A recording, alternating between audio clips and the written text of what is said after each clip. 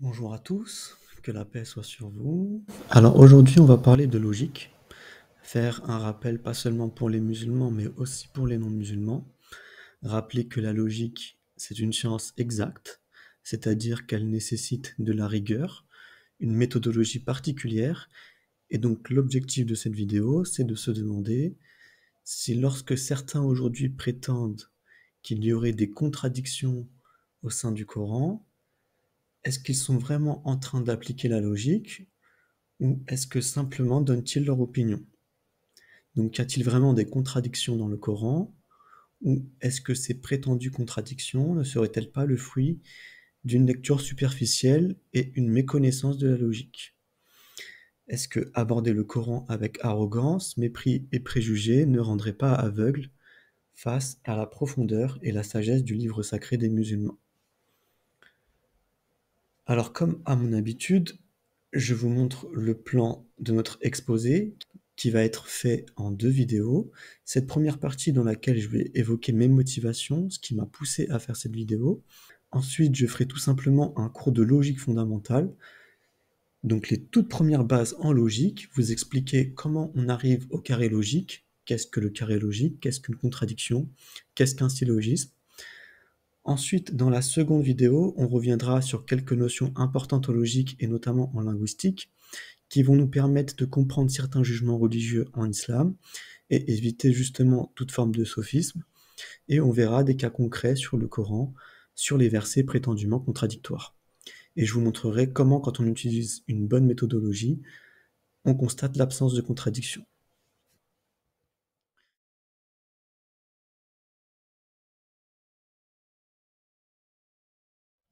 Alors, on commence tout de suite, déjà par faire un petit rappel, déjà sur le fait que le qiyas, donc en arabe, qu'on peut traduire par analogie, mais aussi par le syllogisme, donc en fait c'est la logique en général. C'est une source reconnue en jurisprudence musulmane, donc pour interpréter les textes, et contrairement aux tafsirs, qui sont de simples exégèses, qui sont de simples commentaires de textes par différents auteurs dans l'histoire de l'islam. Donc un musulman qui lirait un tafsir aujourd'hui n'a rien à appliquer par rapport à ce qu'il peut lire dans celui-ci, surtout quand il s'agit d'un texte qui date de plusieurs siècles. Donc toutes ces vidéos YouTube titrées Ce que dit l'islam ou La vérité sur l'islam, et dans celle-ci on vous explique que l'islam c'est ce qu'on trouve dans les tafsirs, et en particulier celui d'Ibn Kathir, parce que c'est un des rares qui est traduit en français, alors qu'il en existe plein d'autres, on ne peut pas considérer toutes ces vidéos comme sérieuses.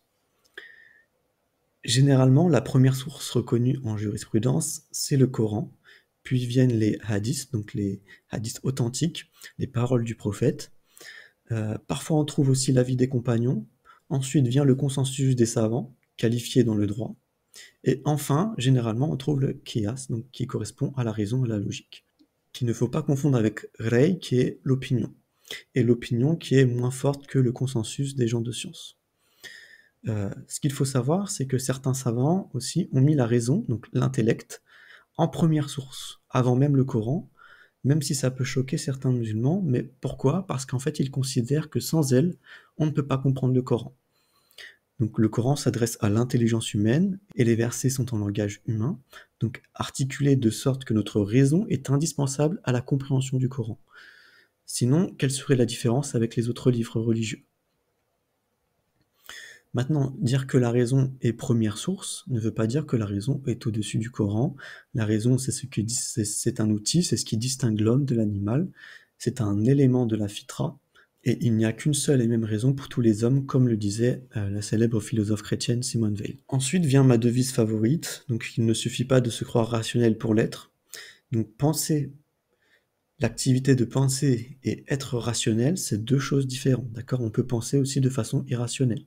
Donc comme je vous ai expliqué en introduction, il y a plusieurs personnes sur YouTube aujourd'hui qui prétendent trouver des contradictions au sein du Coran, notamment une certaine personnalité qui fait pas mal de vues et qui a fait un peu de télévision, et qui a sorti un ouvrage prétendant démontrer le nombre de 100 contradictions dans le Coran. Alors je vais pas donner les noms des personnes parce que j'ai pas envie de leur faire de la publicité, et puis je doute fortement qu'ils regarderont cette vidéo, puisqu'apparemment ils connaissent mieux la religion que les fidèles eux-mêmes. Quand on leur explique que ce n'est pas comme ça qu'il faut comprendre, ils n'écoutent pas, alors que nous, les fidèles, on vit très bien notre religion, on n'a pas cette compréhension-là du tout, on n'a pas de contradiction, on le vit très bien dans le contexte français actuel, mais ce qu'on vit un peu moins bien, c'est le fait que des gens disent n'importe quoi sur notre religion et qu'en plus, ils sont relayés. Donc quand on explique qu'il y aurait des contradictions dans le Coran, en fait, c'est prendre les fidèles pour des imbéciles. D'accord? Comme si nous, on n'était pas capable de voir ces prétendues contradictions qui, en réalité, n'en sont pas.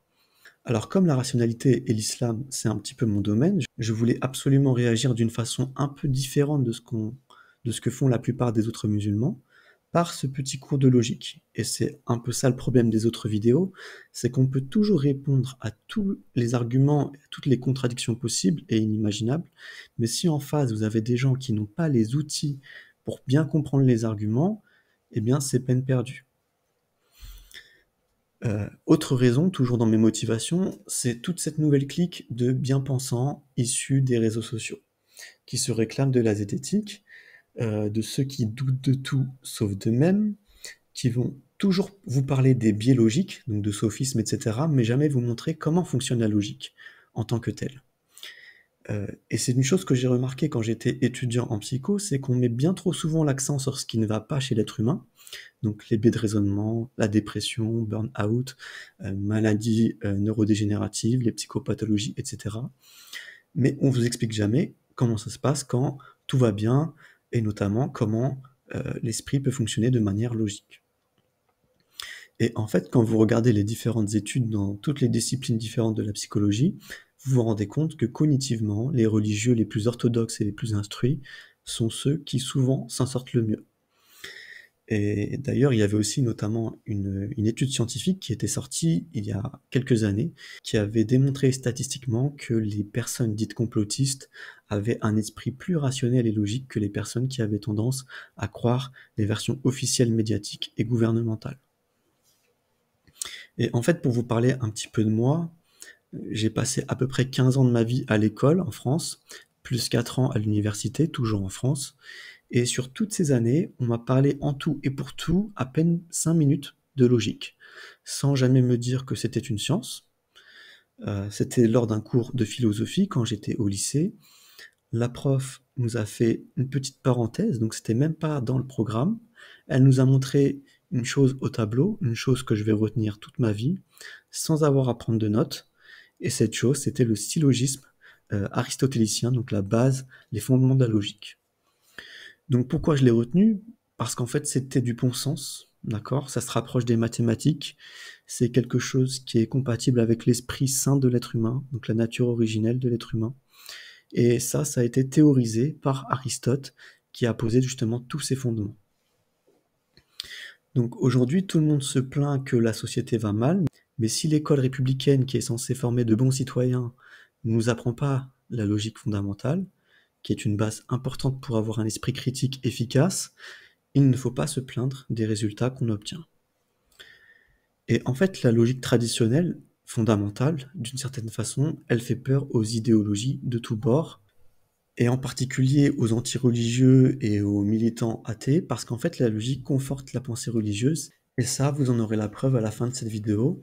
Donc je rappelle, au-delà du fait que ce soit une source dans la jurisprudence musulmane, en Occident, c'était aussi les scolastiques, donc les chrétiens, qui l'enseignaient, et n'avaient pas de problème avec ça, et en fait, le système religieux et en fait, les systèmes religieux n'ont pas peur de la logique parce que ça fait partie des règles de l'univers et on est libre de s'y soumettre ou pas. Enfin, là où tout s'est déclenché, donc toujours dans mes motivations, là où j'ai vraiment pris la décision de faire cette vidéo, c'est lorsque j'ai regardé une certaine vidéo YouTube d'une personnalité musulmane assez prolifique sur Internet, un peu moins ces dernières années, et je vous montre l'extrait concerné. En dehors de lui. Et peut pas nous faire croire en des choses contradictoires. Genre, une chose est, à la fois rouge et blanche en même temps. Ça, c'est pas possible. Alors attention, je ne vais pas critiquer le discours de Ousmane Chimera, d'accord, notamment sur ce simple extrait, ça serait pas pertinent, ni remettre en question quoi que ce soit de la vidéo complète, d'accord, d'où vient cet extrait. Moi, ce qui m'intéresse à ce moment-là, c'est uniquement le propos. Puisque le sujet ici, c'est la logique, eh bien l'extrait que j'ai choisi, il est là pour illustrer et démontrer comment nos abus de langage nous donnent l'illusion de dire des choses logiques, alors qu'elles n'ont pas la rigueur de la logique. La logique, c'est une science, et particulièrement une science exacte. Donc maintenant, regardez bien, si on remet exactement les mêmes propos de ce qu'a affirmé Ousmane Timera, et que je vous montre le panneau stop de la circulation routière, où j'aurais pu même mettre le panneau du sens interdit. Si je vous dis que le panneau est rouge et blanc en même temps, ça ne choque personne. Et pourtant, Monsieur Timera nous a dit que c'était impossible. Donc qu'est-ce qu'il faut comprendre? En fait, on comprend que ce que Ousmane Timera avait dans la tête, il l'a mal transcrit par la parole. Et en fait, ce qu'il voulait dire, en supposant le bien, c'est qu'une chose ne peut pas être entièrement blanche et entièrement rouge en même temps pour un même observateur dans un même contexte. Alors j'ai rajouté plein de mots, mais c'est surtout le mot entièrement pour bien faire comprendre qu'on parle de la couleur de l'objet dans sa totalité, et donc qu'il doit être unicolore. Et j'ai précisé dans un même contexte parce que dans des situations différentes, en fait, une phrase peut avoir un sens différent.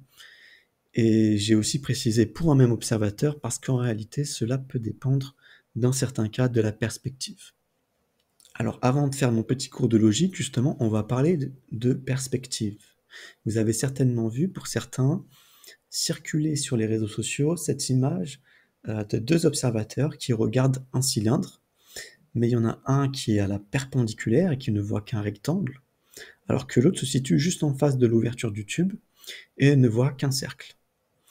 Donc ils regardent tous les deux le même objet, mais ne peuvent pas en tirer les mêmes conclusions. Et pourtant, ils ont tous les deux raison, du moins partiellement. Partiellement pourquoi? Parce qu'il faut qu'ils aient l'humilité de dire qu'ils ne détiennent pas la vérité sur l'objet total en question. Donc cette notion de perspective peut faire référence aussi à la fameuse caverne de Platon, d'accord, notamment avec ses ombres projetées. Alors je ne vais pas rentrer en détail ici, mais pour aller vite, il faut s'imaginer des gens emprisonnés, donc dans une caverne, forcés de regarder un mur sur lequel il y a des ombres qui sont projetées. Et ces ombres, en fait, ce sont les ombres d'objets réels qui sont derrière eux. Alors au début, ces personnes confondent les ombres avec les objets eux-mêmes. Et donc leur but, pour mieux percevoir la réalité, c'est d'abord de se libérer, ensuite comprendre que ce ne sont que des ombres et pas les objets eux-mêmes, qu'il y a un feu qui produit ces ombres à partir des vrais objets, et enfin sortir de la caverne pour voir la vraie lumière, la réalité. Donc en fait, cette caverne de Platon, elle fait penser un petit peu aussi aux gens qui regardent que la télévision et qui jugent la réalité sur ce qu'ils peuvent percevoir à la télévision, alors que la télévision, finalement, ce ne sont que des ombres projetées. Ça ne correspond pas à la réalité de ce qu'on peut voir tous les jours. Cette histoire de perspective, toujours, on peut la retrouver aussi dans la culture orientale, à travers l'histoire des aveugles et de l'éléphant. Donc dans cette histoire, on demande à 6 aveugles de toucher un éléphant sans qu'ils sachent ce que c'est un éléphant. On leur demande de décrire ce qu'ils touchent, et donc chacun d'entre eux va avoir une description différente en fonction de l'endroit où ils ont posé leurs mains sur l'éléphant. Donc ils touchent tous la même chose, entre guillemets, en tout cas ce qui appartient à un même ensemble, mais ils en ont une description différente. Ils ont donc tous raison, mais décrivent chacun une réalité différente d'un même objet. Donc tout ça, ça démontre quoi? Que si on n'a pas une bonne méthodologie, une méthodologie bien établie, on pourrait penser que si l'un dit vrai, l'autre dit forcément faux parce qu'il ne dit pas pareil. Or vous voyez dans ces exemples que deux choses peuvent être différentes et vraies en même temps sans être contradictoires. Pourquoi? Parce qu'en réalité, le mot contradictoire fait référence à certains cas de figure bien précis, en logique, entre deux affirmations. Donc on ne peut pas accuser les aveugles de mentir en décrivant parfaitement ce qu'ils touchent, mais ils auront partiellement raison s'ils prétendent étendre leur perception à l'objet global de ce qu'ils sont en train de toucher. Et la même chose pour les deux observateurs du cylindre.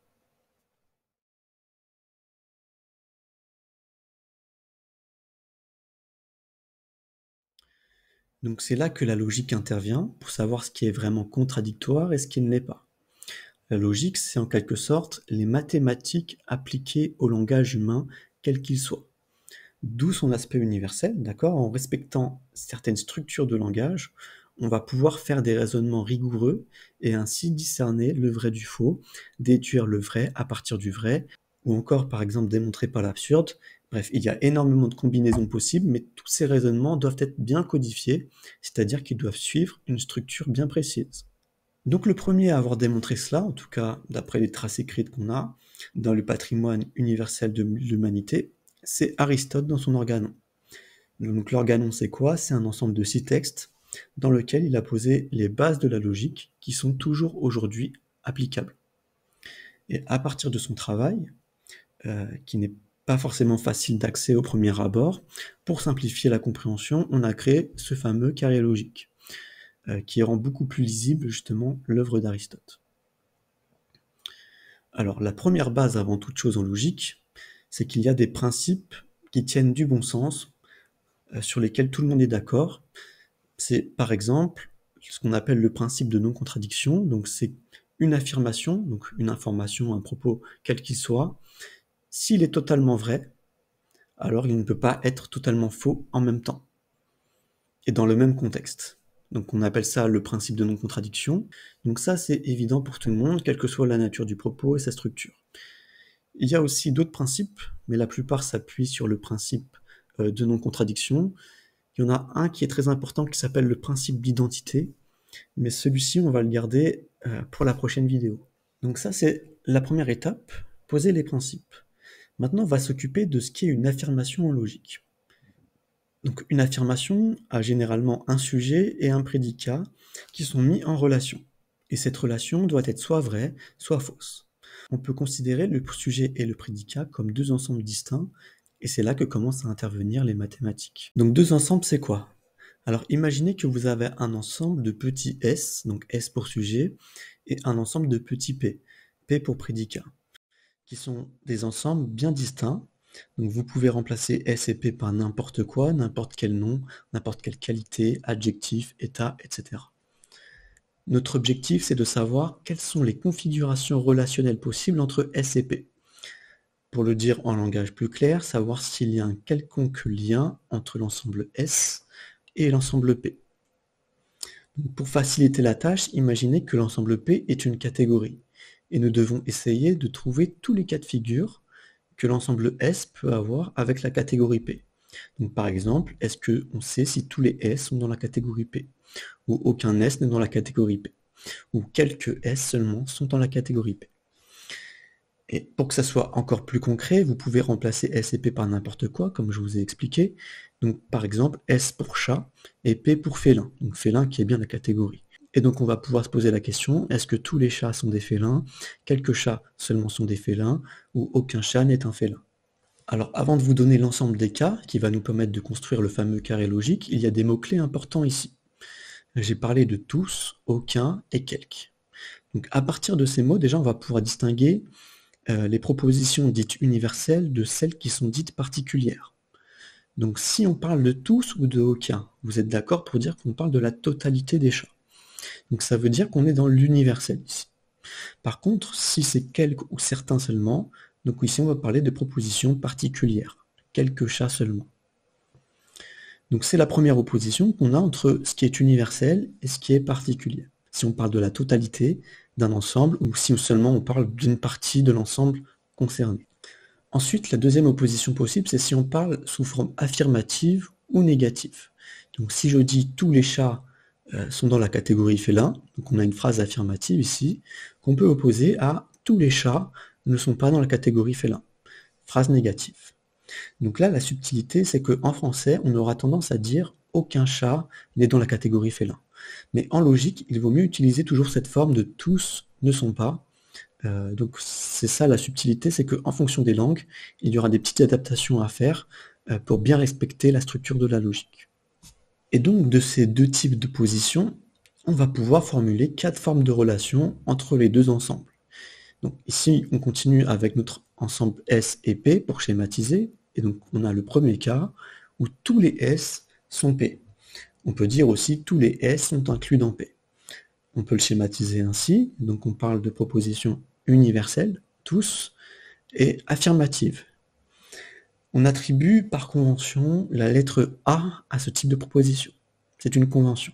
Sur le schéma, on aurait pu superposer les deux ensembles, mais on schématise ainsi pour bien montrer que déjà ce sont deux ensembles bien distincts, donc pour qu'on puisse les distinguer, et d'autre part que dans l'ensemble S, on voit bien qu'il n'y a aucun S qui est en dehors de l'ensemble P, d'où cette zone vide à gauche. Et nous, la zone qui nous concerne, c'est cette zone hachurée en rouge. Donc le deuxième cas possible, c'est aucun S n'est P, ou aucun S n'est inclus dans P. On le représente ainsi, et donc ici, on a une proposition universelle négative. On y attribue la lettre E par convention. Ensuite, on a quelques S sont P, donc on a une proposition particulière affirmative qu'on illustre avec la lettre I.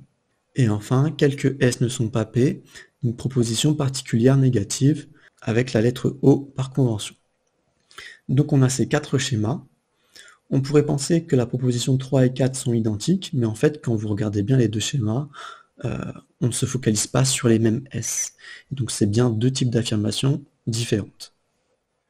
Et donc à partir de ces quatre propositions, on peut commencer à voir se dessiner ce fameux carré logique. Donc on peut dessiner les contours de ce carré, dont chaque coin représente une proposition, avec chacun sa lettre attribuée par convention.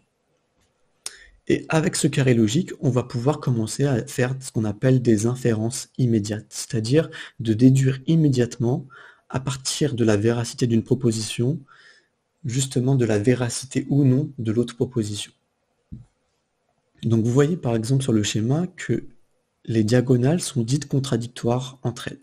Ce sont les propositions qui s'opposent à la fois par la quantité, donc l'universel particulier, mais aussi par la qualité, c'est-à-dire l'affirmatif et le négatif. Donc sur le schéma, vous voyez que le type de proposition A est contradictoire avec la proposition O, et seulement avec celle-ci. De même, la proposition E est contradictoire avec la proposition I, et uniquement avec celle-ci. Donc en logique, ce qui est dit contradictoire, c'est que l'une des propositions devient vraie si et seulement si l'autre est fausse, et vice-versa. Si l'une est vraie, on en déduit forcément que l'autre est fausse. Et donc, ces deux relations sont les deux seuls cas de figure de contradiction dans le fameux carré logique. Si je donne un exemple, donc si je dis tous les hommes sont mortels, d'accord, c'est impossible d'affirmer en même temps que certains humains ne sont pas mortels. Dans l'autre sens, si on part de l'autre diagonale, si on affirme par exemple que certains humains ont les yeux bleus, c'est contradictoire alors d'affirmer qu'aucun être humain n'a les yeux bleus. Et de la même façon, si on part de proposition inverse, si l'une est vraie, sa diagonale est forcément fausse. Par contre, on dira que la proposition A est contraire de la proposition E. Donc on parlera aussi de contrariété. Les contraires sont les propositions universelles, donc tous, aucun, qui s'opposent uniquement par la qualité, donc uniquement par l'affirmatif et le négatif. Dans ce cas de figure, les deux propositions peuvent être fausses en même temps, d'accord, ce qui n'était pas possible dans les cas de contradiction. Par contre, elles ne peuvent pas être vraies en même temps. Donc, exemple, si je dis que toutes les voitures sont rouges, c'est faux, vous êtes d'accord avec ça, mais dire qu'aucune voiture n'est rouge, c'est faux également. Par contre, si je dis qu'aucun homme n'est mortel, c'est faux, mais l'affirmation tous les hommes sont mortels, c'est vrai. Donc si l'une est fausse, l'autre peut tout aussi bien être vrai. Mais les deux ne peuvent pas être vrais en même temps, c'est impossible. Ensuite, on a le cas des subcontraires ou de la sous-contrariété. Ce sont les propositions particulières, donc quelques certains seulement, qui s'opposent par la qualité, donc par l'affirmatif et le négatif. Et c'est le cas des propositions I et O. À partir de ces deux propositions, ici on a le contraire du cas précédent, c'est-à-dire que les deux peuvent être vrais en même temps, mais pas fausses en même temps. Exemple, si je dis que certains hommes mesurent plus de 2 mètres, c'est vrai, et je peux affirmer qu'il y en a certains qui ne mesurent pas plus de 2 mètres, c'est vrai aussi. Donc les deux peuvent être vrais en même temps, mais pas faux. Si je dis par exemple, certains humains naissent avec les yeux roses, c'est faux, Mais si je dis que certains êtres humains ne naissent pas avec les yeux roses, c'est vrai. Donc si l'une est vraie, l'autre peut être soit vraie, soit fausse, mais si l'une est fausse, l'autre ne peut être que vraie. Enfin, on finit avec les subalternes, qui sont les propositions qui s'opposent par la quantité, donc si on parle de tous ou d'une partie seulement.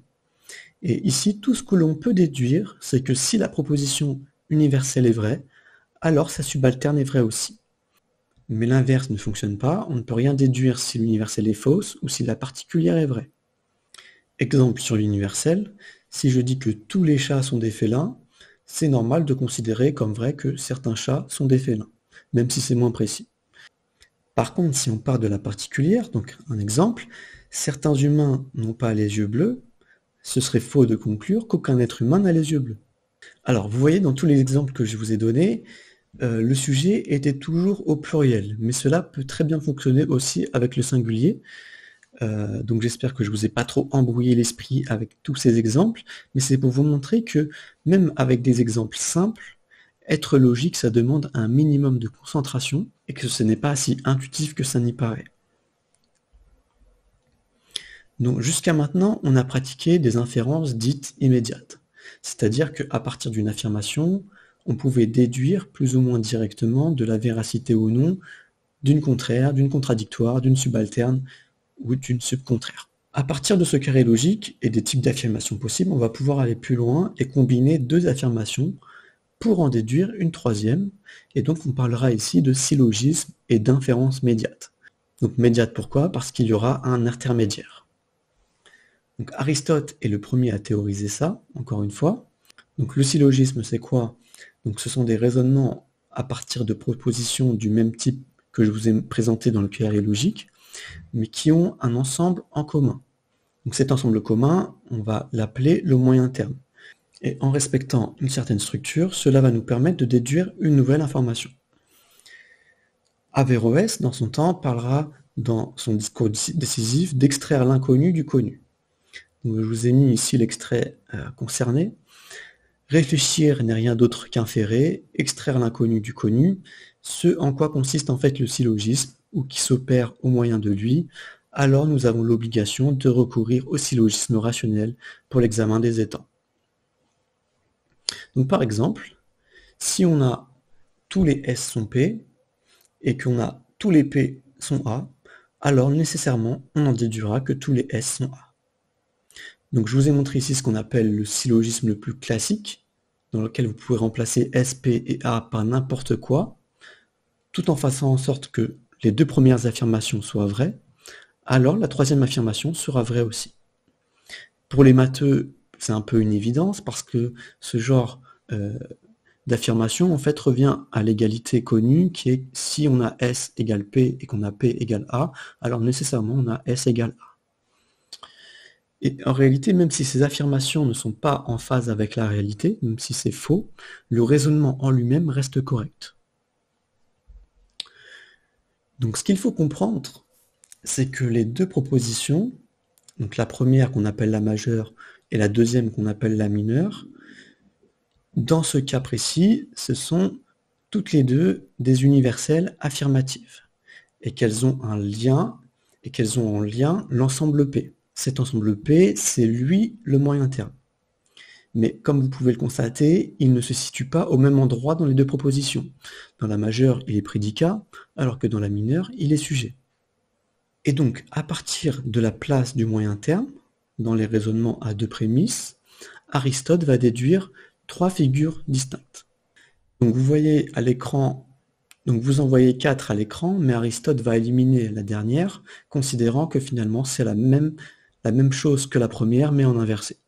Donc dans la première figure, le moyen terme qui est représenté par un M est sujet dans la majeure et prédicat dans la mineure, comme dans l'exemple que je vous ai donné. Dans la deuxième figure, il est prédicat dans les deux affirmations. Et dans la troisième, donc il est sujet dans la majeure comme dans la mineure. Et la quatrième, finalement, c'est l'inverse de la première.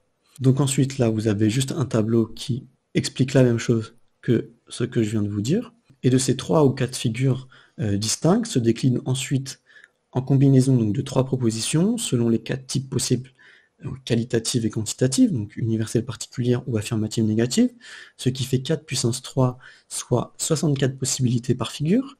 Il y a 4 figures, donc 256 formes au total, mais de toutes ces déclinaisons possibles, en réalité, il n'existe que 24 modes qui sont dits concluants. 14 seulement seront retenus par Aristote. Donc concluant, qu'est-ce que ça signifie? C'est-à-dire dont la structure, donc la figure, et le type de prémisse permettent de tirer une conclusion logique valide.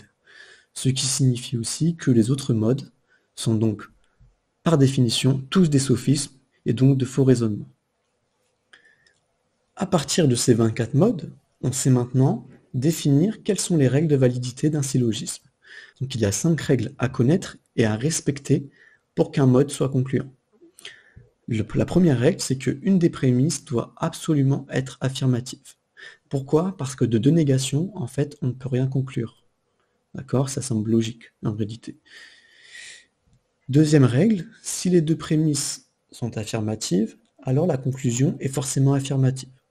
Ça, c'est un peu logique en mathématiques. Si vous avez du plus et du plus, ça vous donne du plus. En revanche, si l'une des deux prémisses est négative, alors la conclusion est forcément négative, quelle que soit la figure. Donc ça, pareil, c'est un peu logique en mathématiques. Si on a du plus et du moins, c'est comme dans la multiplication, on obtient du moins. Quatrième règle, une des prémisses doit être universelle, donc on doit au moins parler d'un ensemble complet, ce qui veut dire aussi que de deux propositions particulières, en réalité, on ne peut rien conclure. Et cinquième règle, donc si une prémisse est particulière, alors la conclusion est particulière. Donc pour revenir sur toutes ces possibilités possibles de modes, donc tous ceux qui ne rentrent pas dans ces caractéristiques de validité sont éliminés et deviennent donc des sophismes. Pour Aristote, il n'en retiendra que 14, alors 4 modes dans la première figure, 4 dans la deuxième et 6 dans la troisième. Donc dans cette vidéo, je vais vous épargner tout le langage technique, sachant que chaque syllogisme a son nom attitré, et donc je vous invite à aller voir la page Wikipédia sur le syllogisme, si vous voulez creuser plus.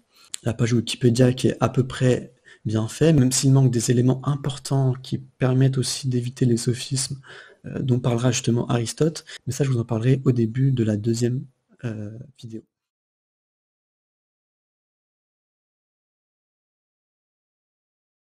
Pour conclure, les syllogismes en fait, ça permet de faire des démonstrations. Vous verrez peut-être dans d'autres vidéos, si jamais je me colle à la tâche, les syllogismes sont utilisés notamment pour les démonstrations de l'existence de Dieu en philosophie. Donc la logique montre aussi que le langage peut se construire sur l'ordre du monde, donc sur le cosmos. C'est pour ça qu'il y a des relations impossibles, comme on a vu. Donc si certaines choses sont vraies, d'autres deviennent fausses de facto, par nature. Donc par exemple, comme on l'a vu dans la contradiction. Et donc si certaines choses sont impossibles à dire, cela nous contraint dans notre langage, cela nous conduit et nous guide à prendre un certain chemin. D'accord? Surtout si on veut respecter la vérité. Et donc, on peut dire que les personnes les plus logiques sont soumises à la réalité avec un grand R, et cette réalité qui est dogmatique d'une certaine façon, d'où la pensée religieuse dans la logique, pour celui qui s'y soumet.